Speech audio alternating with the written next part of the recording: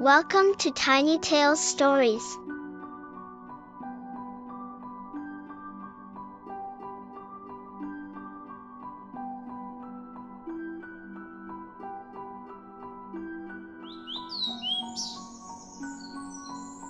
एक गांव के किनारे एक छोटा सा मिट्टी का घर था जो दरिया के करीब वाक़ था। वहां एक गरीब मगर नेक दिल औरत आमना अपने छोटे बेटे समी के साथ रहती थी। आमना एक मेहनती औरत थी जो रोज़ाना सुबह सवेरे अलिफाटे कर बाजार जाती और सेब बेचती थी। यही इसकी रोज़ी रोटी का वाहिद जरिया था। आमना के पास ज़्यादा दौलत ना थी मगर इसका दिल बहुत बड़ा था।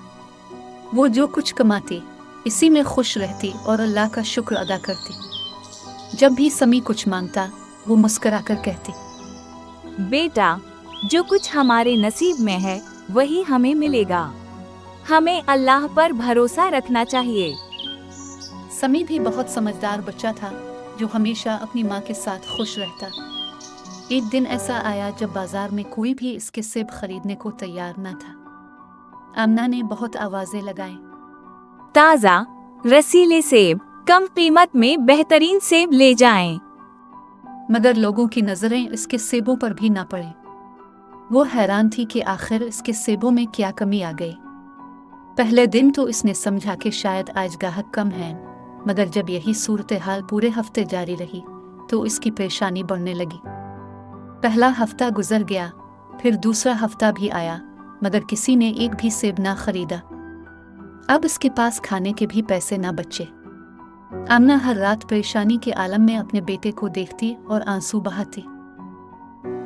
या अल्लाह, मैं क्या करूं? मेरा बच्चा भूखा है और मेरे पास कुछ भी नहीं। 2 हफ्ते गुजरने के बाद एक दिन जब अम्मा बाजार से वापस आ रही थी, वो बहुत उदास थी। सेबों का टुकड़ा अभी तक भरा हुआ था और एक भी सेब फरोख्त ना हुआ था। जब वो अपने दरवाजे पर पहुंची तो एक कमजोर बूढ़ा फकीर वहां बैठा नजर आया। वो बहुत थका हुआ लग रहा था, जैसे कई दिन से कुछ न खाया हो।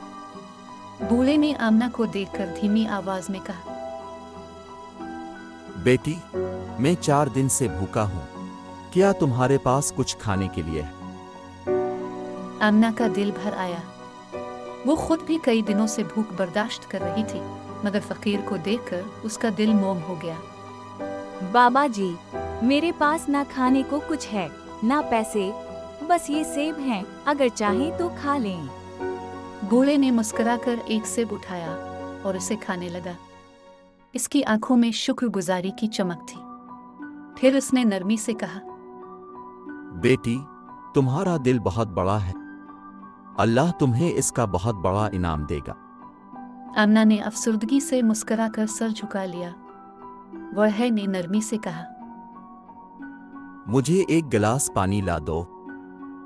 आमना फौरन अंदर गई और पानी लेने लगी, मगर जब वो बाहर आई तो बूढ़ा वहां नहीं था। वो हैरानी से आदेर अलिफादेर देखने लगी, मगर फकीर कहीं दिखाई ना दिया। आमना हैरान थी कि वो बूढ़ा अचानक कहाँ चला गया, मगर जब उसकी नजर अपने सेबों के टुकड़े पर पड़ी तो वो साकित रह गई। टुकड़े में मौजूद तमाम सेब गायब हो चुके थे और उनकी जगह चमकते हुए सोने के सिक्के भरे थे। आमना का दिल जोर जोर से धड़कने लगा। इसके हाथ से पानी का गिलास जमीन पर गिर गया। इसकी आंखें हैरत से फैल गईं और उसके कदम कांपने लगे। ये कैसे मुमकिन है? वो घुटनों के बिल बैठ गई और सोने के सिक्कों को छू कर देखा। वो वाकई असली थे। आंखों में आंसू आ गए, मगर ये आंसू गम के नहीं, खुशी और शुक्रगुजारी के थे। वो फौरन आसमान की तरफ देखने लगी और उसकी जुबान से सिर्फ एक ही अल्फाज निकले, आ अल्लाह, तेरा शुक्र है, तेरा शुक्र है। इतने दिनों की भूख और परेशानी के बाद अल्लाह ने आमना को ऐसा नवाजा जिसका वो तसव्वुर भी नहीं कर सकती थी। अब वो और उसका बेटा कभी भूखे नहीं रहेंगे। वो खुशहाल जिंदगी गुजार सकते थे, मगर आमना ने अपना दिल वैसा ही नर्म रखा जैसा पहले था।